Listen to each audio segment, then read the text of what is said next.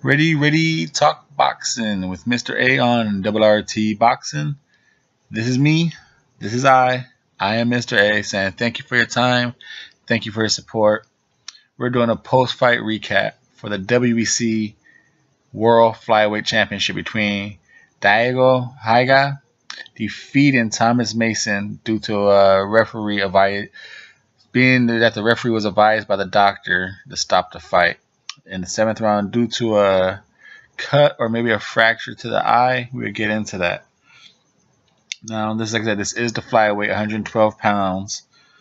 Diago improves to 14-0 with 14 knockouts. And Thomas Masson takes his 4th loss on, I believe, 22 victories. Now, the champ. This is my first time seeing him. Like I said, if you know this channel, I built it because I love boxing, and when you discover more fighters, you ain't always got to wait for Showtime, HBO pay-per-views. You get to just look on YouTube and you find there's always, every day is always boxing. So that's what's beautiful about this worldwide sport we love. Now, round 1, Diago came out just throwing 3-punch combinations like it was just water, just air you breathe. He was throwing them effortlessly. The speed, the footwork, he was going in and out. He was trying to set traps. You know, he had dart in, dart back out, change his height levels, anything. And Thomas Masson couldn't figure nothing out.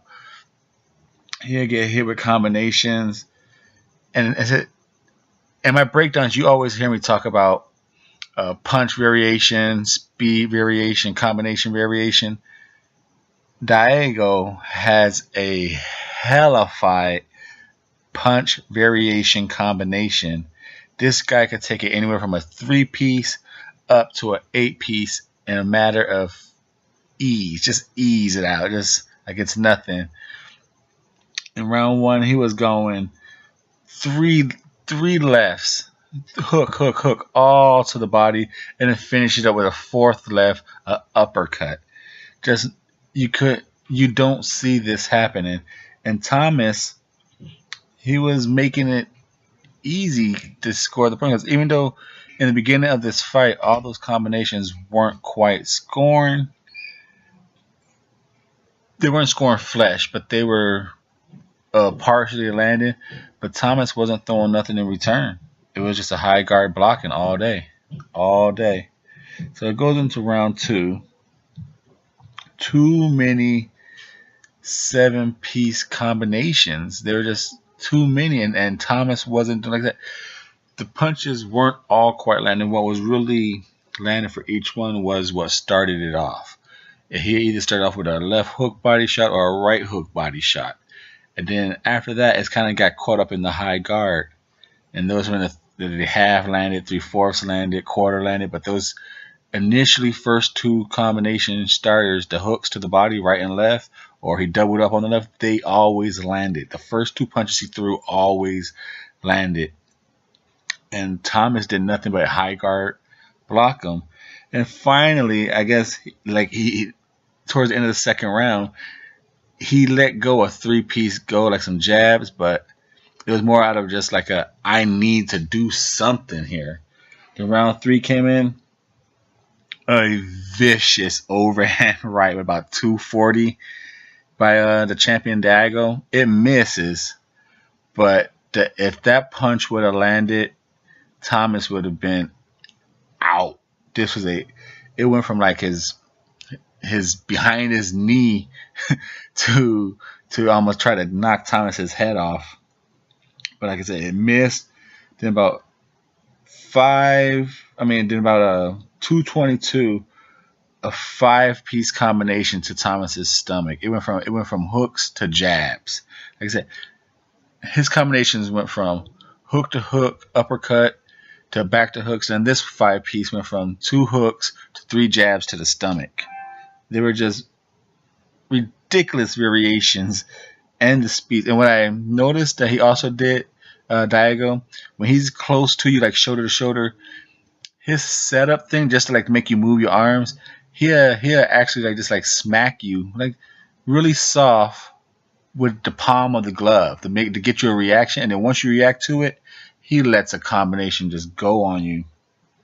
So after that little 5-piece to the stomach, at 52 seconds, another 7-piece combination, and once again, all high guard block. Like it's cool you're blocking it, but you're not one. Like I said, he's not blocking the initial 2 starters, which was always hooks to the body, left and right, or doubled up on one side, and then he just doesn't throw nothing back. So it kept doing that all the way up. It was initially always being blocked. Then round 5 came, round 6 came, just repeating it was the same thing. And then round 6 is when it just got really, rounds at the end of round 5. Round 5 is where you started to see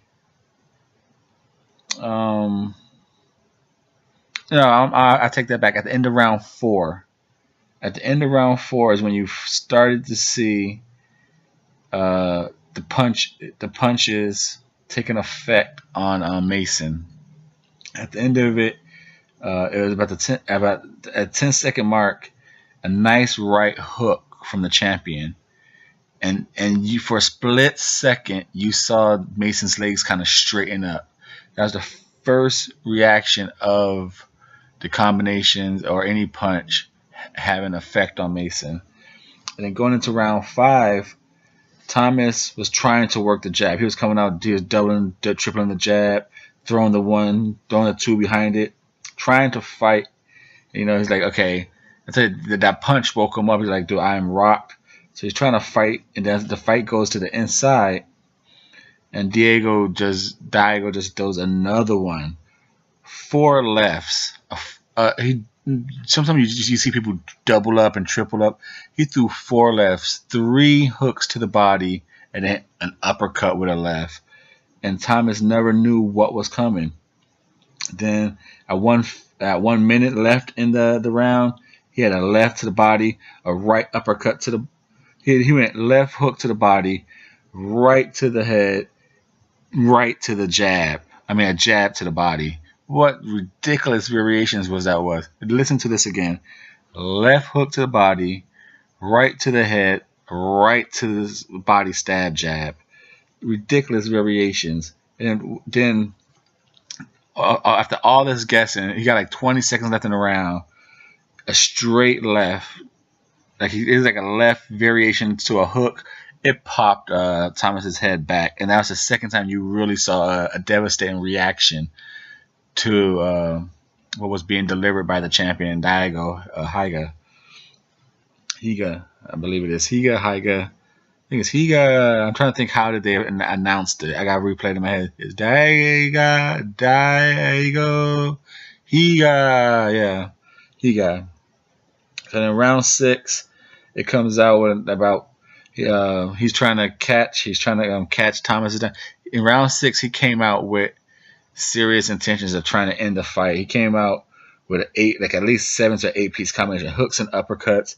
He was turning the pace up. Thomas was really like on his bike for defensive now. At a minute and 20, he took another right uppercut to the body, and that woke the crowd up, because you could tell when I said the 4th round and the 5th round, you saw like reactions. This was the first time Thomas himself reacted to a punch.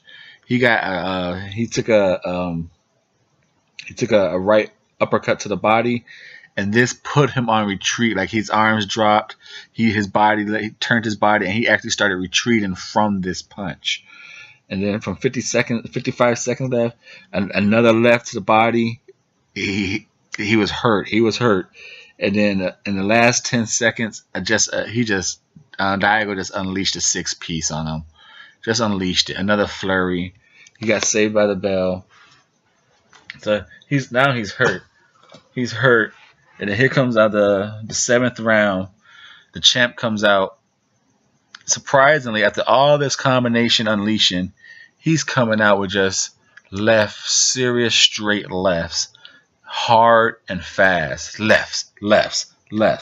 Now something like at 210, another left, straight left. Like he caught Thomas Mason backing away towards his corner. Caught him on the left, and like instantly, soon he got it. Thomas just put his hand up and took a knee.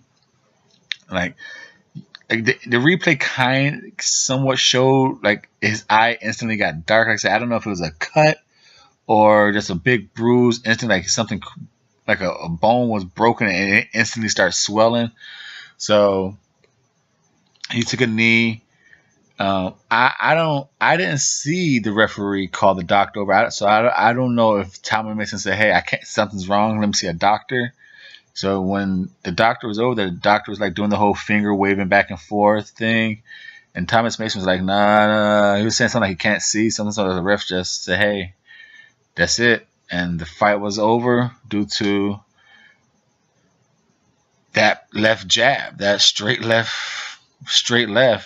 It broke something. Either it cracked a really bad cut or it broke something, because I didn't see no referee saying the cut's too bad. It was something that he couldn't see. So Diago Higa retains his WBC World Flyweight Championship due to a stoppage. Referee being advised by the doctor to cut it out. This is done. So it's a 7th round TKO over Thomas Mason. This is RT Boxing saying thank you for your support. Thank you for your time. Please subscribe, share the videos, leave comments. What do you think of the fight? Thumbs up the video, thumbs up the video, thumbs up the video. Get this channel to grow and grow and grow. And I appreciate the help from everyone around the world who watches all my videos. Thank you so much.